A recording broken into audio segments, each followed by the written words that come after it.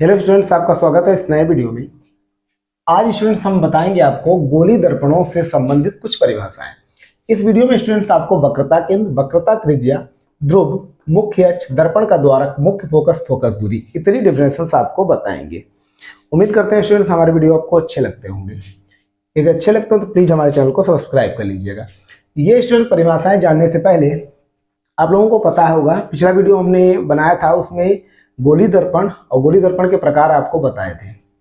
तो गोली दर्पण किसे कहते हैं? गोली दर्पण कांच के खोखले गोले का काटा गया एक भाग होता है जिसके एक तल पर पारे की कलई तथा लाल ऑक्साइड का पेंट होता है तथा दूसरा तल परावर्तक तल होता है। गोली दर्पण स्टूडेंट दो प्रकार के होते हैं, परिभाषा जान लीजिएगा। एक होता है अवतल दर्पण, एक होता है उत्तल दर्पण। अवतल दर्पण में जो परावर्तन होता है स्टूडेंट वो दबे तल से होता है, अर्थात कलई किया गया जो भाग होता है वो उभरा तल होता है। जबकि उत्तल दर्पण में जो परावर्तन होता है वो स्टूडेंट्स उभरे तल से होता है, अर्थात कलई किया गया भाग जो होता है दबा तल होता है। ये स्टूडेंट्स आप लोग ध्यान रखोगे। तो सबसे पहले स्टूडेंट्स हम चित्र ही बना देते हैं, जिससे यानी फिर से बना देते हैं इसमें चित्र, जिससे आप आसानी से समझ सकोगे, क्योंकि विदाउट चित्र ये जितनी डिफरेंसेस हैं आपको समझ में आने वाली नहीं है। तो यहाँ पर अब यहाँ पर स्टूडेंट्स सबसे पहले यानी हम दर्पण बना लेते हैं। अवतल और उत्तल दोनों हम दर्पण बनाएंगे।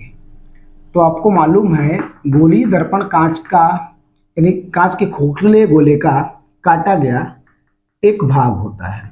ठीक है, इस तरह से स्टूडेंट्स हम बना लेते हैं। मेन चीज स्टूडेंट समझना है, आप समझ लीजिएगा। ये यहाँ पर होता है वक्रता केंद्र। ठीक है, इसको हमने सी से लिख लिया, रेडियस ऑफ कर्वेचर, इस तरह से। और ये स्टूडेंट जो होता है दर्पण का द्वारक कहलाता है। यहाँ इसका नाम हमने दे दिया M1 M2। और यहाँ पर स्टूडेंट्स ये अभी समझ लेना, सभी डिफिनेशन आपको हम बताने वाले हैं विधिवत। यहाँ पर ये हम अवतल दर्पण पहले बना रहे हैं, तो इसमें स्टूडेंट आपको पता है परावर्तन जो होता है वो दबे तल से होता है। तो कलई किया गया भाग उभरा तल है। यहाँ पे हम लिख सकते हैं कलई किया गया तल। ठीक है, और ये स्टूडेंट हो जाएगा यहाँ पर परावर्तक तल। मेन चीज है, परिभाषाएं कठिन नहीं है, आप लोग पहले समझ लीजिएगा, परिभाषा काफी इजी होने वाली है। अब यहाँ पर स्टूडेंट ये मेन चीज आप लोगों को ध्यान रखना है, परिभाषा हम कठिन नहीं बताने वाले हैं, काफी इजी है। यहाँ पर लिख दिया हमने पीसी, पी मतलब। और यहाँ पर स्टूडेंट्स ये है मुख्य अक्ष। मुख्य अक्ष स्टूडेंट्स पीसी है। ये सभी परिभाषा इसमें लिखी है ना, अभी हम बताने वाले हैं। बाकी इसमें स्टूडेंट्स कोई खास है नहीं। यहाँ पर आप लिख सकते हो अवतल दर्पण। अब स्टूडेंट्स हम बात करें उत्तल दर्पण की। चित्र समझ लेना, मेन चीज स्टूडेंट चित्र ही है जो आप लोग अच्छी तरह से समझ लेना। ठीक है, इसमें आपको पता है जो परावर्तन होता है वो स्टूडेंट्स उभरे तल से होता है। ठीक है, इस तरह से आपको बनाना है।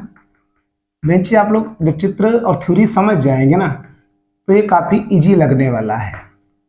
ठीक है, कठिन नहीं है, समझ में आ जाएगा। इस तरह से हमने बना लिया और इसको स्टूडेंट यहां से ऐसे हमने मिला लिया। इसका यहां पर ये क्या हो जाएगा, वक्रता केंद्र, यानी केंद्र होगा उसको वक्रता केंद्र यहां पर बोला जाएगा। और यहां पर स्टूडेंट्स जो कलई किया गया भाग होगा ये दबा हुआ तल होगा, यानी परावर्तन जो स्टूडेंट्स होगा यहाँ पर वो उभरे तल से होगा, यहाँ से होगा। तो यहाँ पर मिश्रण लिख सकते हैं परावर्तक तल। मेन चीज है समझना, आप लोग समझ लीजिएगा, परावर्तक तल।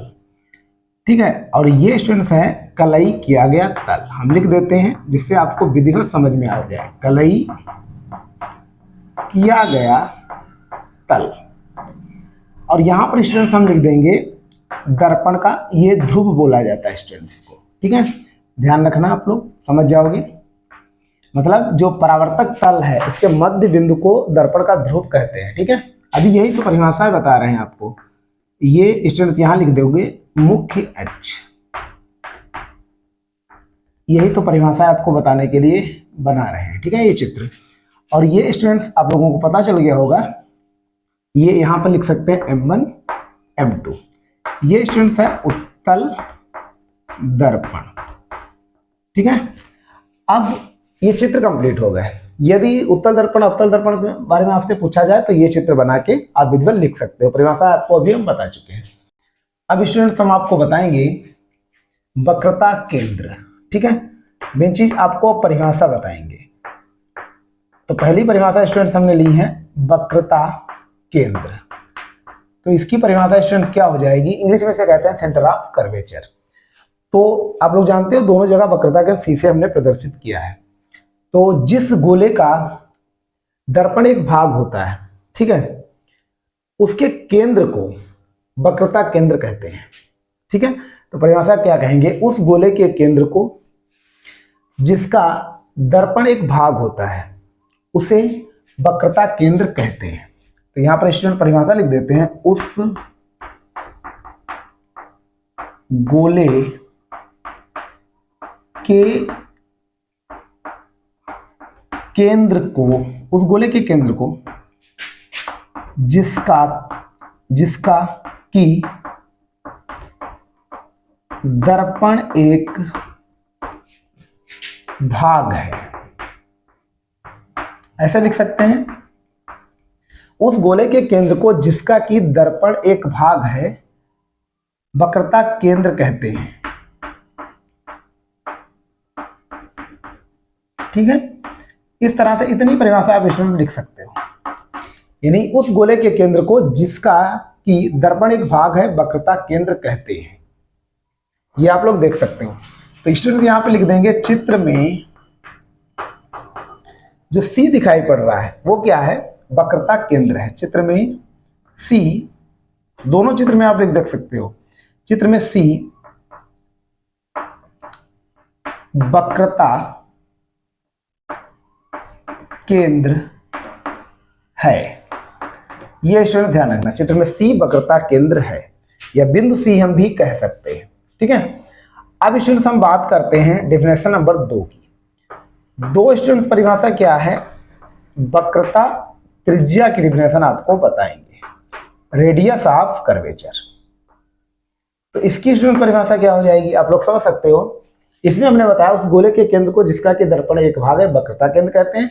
इसमें कह देंगे उस गोले की त्रिज्या को जिसका कि दर्पण एक भाग है वक्रता त्रिज्या कहते हैं। इतना ध्यान रखना। तो इसकी त्रिज्या स्टूडेंट्स क्या हो जाएगी, इसकी त्रिज्या सीपी हो जाएगी, ऐसा हम लिख लेंगे चित्र में। ठीक है, तो यहां पर हम सीपी क्या कहेंगे, चित्र में सीपी क्या है, वक्रता त्रिज्या है। तो परिभाषा क्या लिखेंगे, उस गोले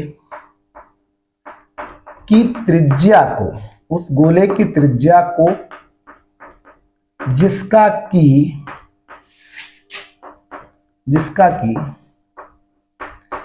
दर्पण एक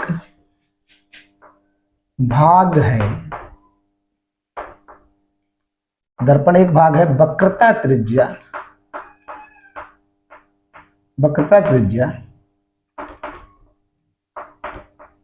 कहते हैं।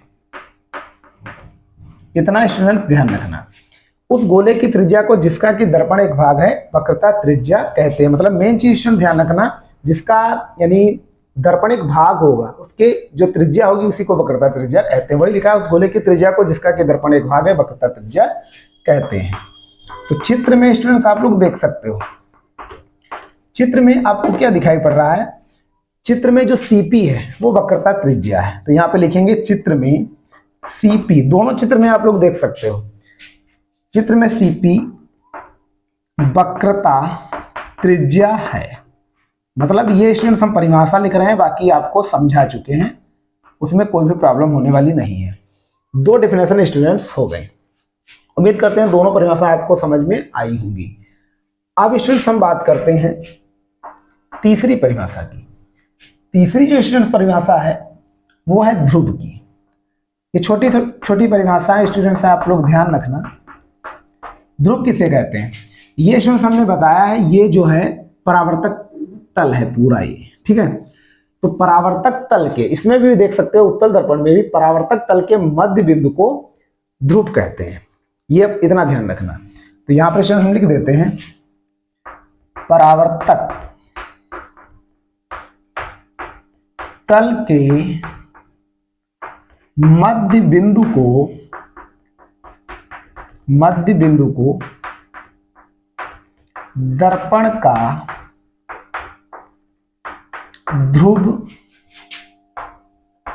कहते हैं।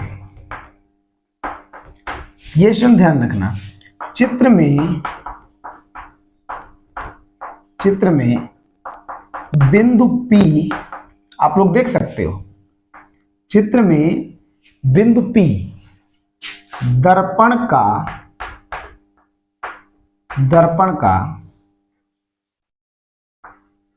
ध्रुव है। इतना स्टूडेंट्स आप लोग ध्यान रखना, ठीक है। परिभाषा स्टूडेंट्स काफी सरल है, बस समझते चलिएगा, और इसमें कोई भी डिफिनेशन बहुत ज्यादा कठिन नहीं है। उम्मीद करते हैं स्टूडेंट्स ये आपको समझ में आ रही होगी। अब स्टूडेंट्स हम बात करते हैं परिभाषा 4 की। 4 नंबर परिभाषा क्या है? मुख्य अक्ष। तो मुख्य अक्ष को इंग्लिश में कहा जाता है प्रिंसिपल एक्सिस। तो यहां पर समझ लीजिएगा, चित्र इसीलिए स्टूडेंट्स हमने बनाए हैं, मेन चीज डिफिनेशन आपको अच्छी तरह से समझ में आ जाए। तो ध्रुव को वक्रता केंद्र से, यानी हम कह सकते हैं दर्पण के ध्रुव को, ये ध्रुव है, यह ध्रुव से वक्रता केंद्र को मिलाने वाली रेखा क्या कहलाती है? दर्पण की मुख्य अक्ष कहलाती है। तो यहां पर देख सकते हो आप, पीसी दर्पण की मुख्य अक्ष है। तो परिभाषा में यही लिख देंगे, इसमें भी वही सिस्टम है।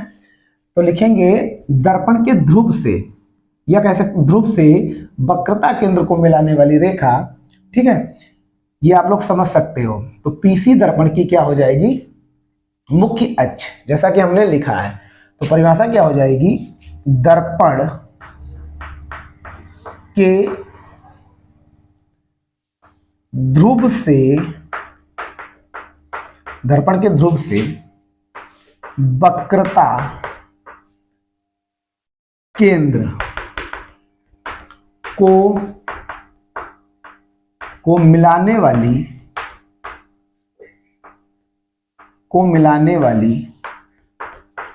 रेखा मुख्य अक्ष, मिलाने वाली रेखा को लिख लीजिए, चाहे मिलाने वाली रेखा को, यानी दर्पण के ध्रुव से वक्रता केंद्र को, यानी दर्पण के ध्रुव से वक्रता केंद्र को मिलाने वाली रेखा को, ठीक है। ये बिंदु स्टूडेंट्स है, दर्पण का ध्रुव और सी, इनको मिलाने वाली रेखा को मुख्य अक्ष कहते हैं। इतना आप लोग लिख सकते हैं। यहां पर इसमें ध्यान रखना, चित्र में रेखा पीसी मुख्य अक्ष है। इतना स्टूडेंट्स आप लोग ध्यान रखना। उम्मीद करते हैं स्टूडेंट्स ये परिभाषा आपको समझ में आ रही होगी, ठीक है। ये स्टूडेंट्स 4 डिफिनेशन हो गई हैं, अभी 3 परिभाषाएं और बाकी रह गई हैं। कुछ परिभाषाएं स्टूडेंट्स बाद में स्टूडेंट्स हम मिटा देंगे, इसको आप लोग समझ लीजिएगा। काफी ये सरल परिभाषाएं हैं, इसमें अभी मुख्य फोकस में हमको चित्र बनाना होगा, बाकी इजी परिभाषा है। तो 1-2 परिभाषा इधर इधर स्टूडेंट्स लिख देंगे। अब यहाँ पर स्टूडेंट्स हम बात करते हैं परिभाषा नंबर 5 की। 5 स्टूडेंट्स जो परिभाषा है वो क्या है? दर्पण का द्वारक। दर्पण का द्वारक क्या? ये देखो, तो ये स्टूडेंट ये परावर्तक तल है, तो इसका जो द्वारक ये M1 M2 जो है, दोनों चित्र में आप देख सकते हो, अवतल उत्तल दोनों दर्पण में, वो दर्पण का द्वारक कहलाता है। तो स्टूडेंट इसकी परिभाषा हम क्या लिखेंगे? परावर्तक तल के व्यास को दर्पण का द्वारक कहते हैं। बस इतना ही लिखना है, ठीक है। तो दर्पण का द्वारक, मेन चीज हेडिंग ध्यान रखना, दर्पण का द्वारक। तो यहां स्टूडेंट परिभाषा क्या हो जाएगी? परावर्तक तल के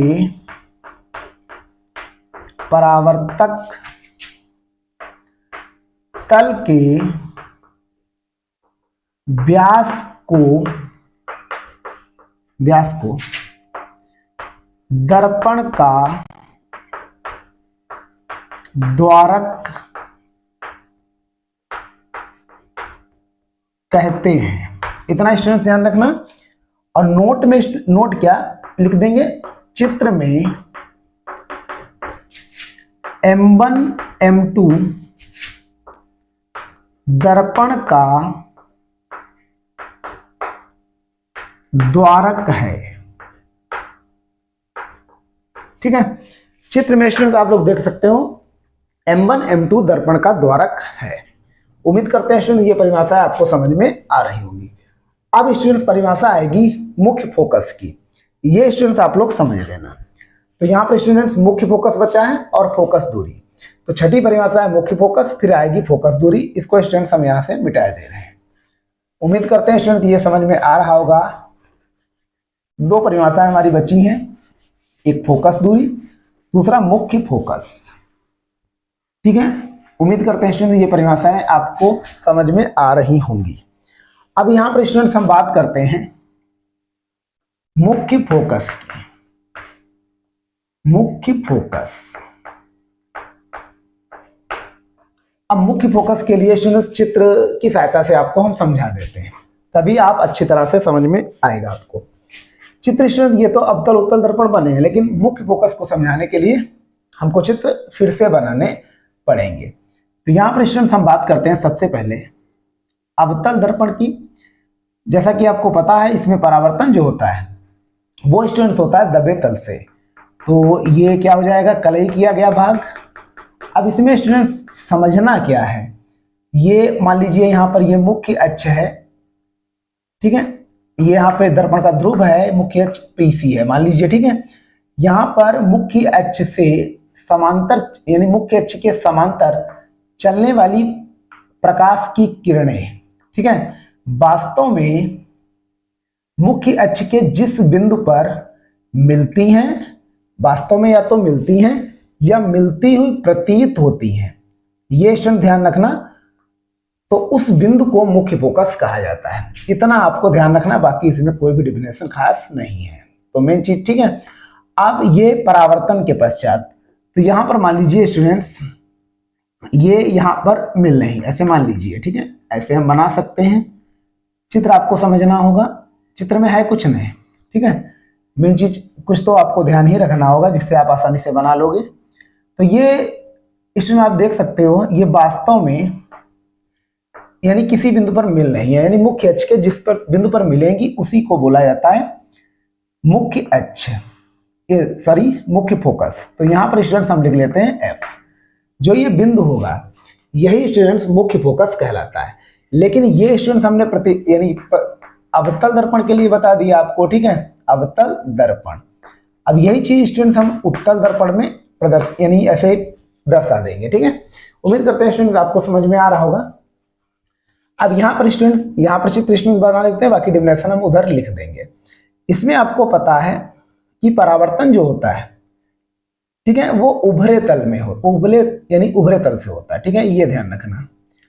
तो ये स्टूडेंट्स मेन चीज यही तो आपको समझना है। इसमें इस तरह से मेन चीज चित्र भी आपको समझना है, जब तक आप चित्र नहीं समझ पाओगे। और इसमें स्टूडेंट्स ये इधर होगा मुख्य अक्ष, ठीक है। सबसे पहले स्टूडेंट्स इसको ही प्रदर्शित कर रहे हैं, तो यहाँ पर कलई का जो भाग होगा वो स्टूडेंट्स होगा दबा हुआ तल, इस तरह से बना सकते हैं। इसमें ये दर्पण का ध्रुव होगा, यहाँ पर मान लीजिए C वक्रता केंद्र है। अब इसमें स्टूडेंट्स क्या होगा कि इस तरह से, मतलब ये स्टूडेंट्स आपको समझना है यहाँ पर, ठीक है, काफी यानी सरल है, कठिन नहीं है, ऐसा नहीं है। तो यहाँ पर यानी किसी बिंदु पर मिलती हुई प्रतीत होती है, यानी यहां पर स्टूडेंट वास्तव में किसी बिंदु पर मिलती हैं या मिलती हुई प्रतीत होती हैं, यही अंतर है स्टूडेंट्स। आपको समझना पड़ेगा थोड़ी थ्योरी, बाकी इसमें स्टूडेंट्स डिफिनेशन कठिन नहीं है, आप लोग समझ सकते हैं। ये डॉट लाइन से बना लेना आप लोग, इस तरह से हम प्रदर्शित कर रहे हैं, ठीक है। बाकी आप लोग समझ सकते हो, ये इधर ऐसे आप प्रदर्शित कर सकते हो, इस तरह से ये किरणें आ रही हैं, इस तरह से हमने प्रदर्शित कर लिया, ठीक है। उम्मीद करते हैं स्टूडेंट्स आपको समझ में आ रहा होगा। तो यानी परिभाषा हमने अभी बताया, इसको लिख देंगे F, यही स्टूडेंट्स मुख्य फोकस है। तो इसको यानी ये क्या है, उत्तल दर्पण। तो डिफिनेशन आपको स्टूडेंट्स आपको समझ लेनी है, चित्र आपको समझ में आ गए होंगे, ठीक है। तो डिफिनेशन क्या है, यदि हम कहेंगे मुख्य अक्ष के समांतर चलने वाली प्रकाश की किरणें परावर्तन के पश्चात वास्तव में या तो वास्तव में किसी बिंदु पर मिलती हैं या मिलती हुई प्रतीत होती हैं, ठीक है, वो मुख्य अक्ष के जिस बिंदु पर मिलती है, ठीक है, उस बिंदु को मुख्य फोकस कहा जाता है। आप लोग समझ सकते हो। तो परिभाषा क्या हो जाएगी, मुख्य अक्ष के समांतर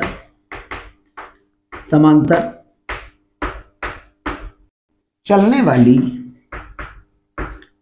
वाली प्रकाश की किरणें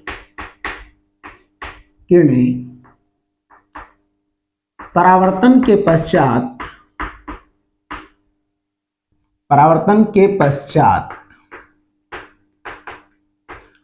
मुख्य अक्ष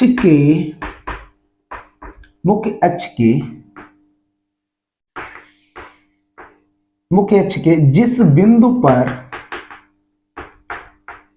या तो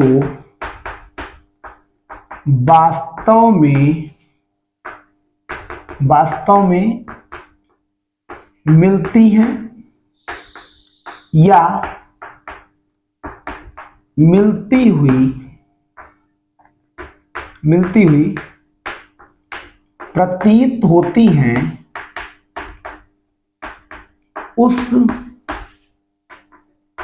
बिंदु को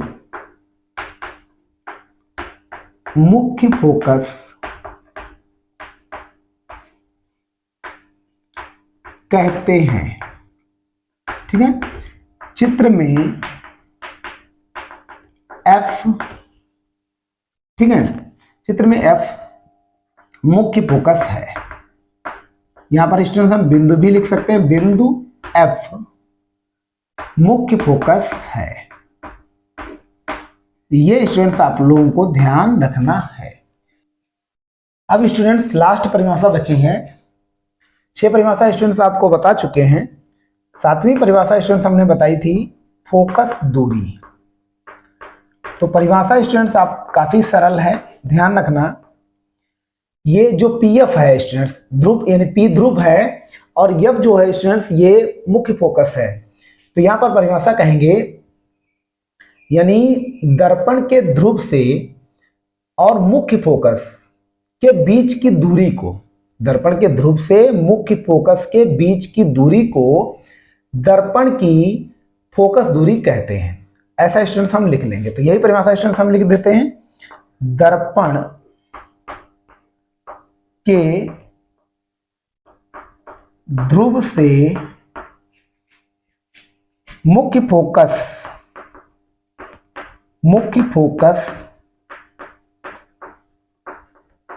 के बीच की दूरी को दर्पण की फोकस दूरी कहते हैं, ठीक है। चित्र में स्टूडेंट ध्यान रखना, चित्र में दूरी जो PF है, चित्र में दूरी PF दर्पण की फोकस दूरी है। उम्मीद करते हैं स्टूडेंट ये परिभाषाएं आपको सब समझ में आई होगी। 7 डिफिनेशन स्टूडेंट्स इस वीडियो में हमने बताई है। यदि स्टूडेंट वीडियो आपको पसंद आया हो तो प्लीज हमारे चैनल को सब्सक्राइब कर लीजिएगा। इस तरह के वीडियो आपको मिलते रहेंगे। Thanks for watching.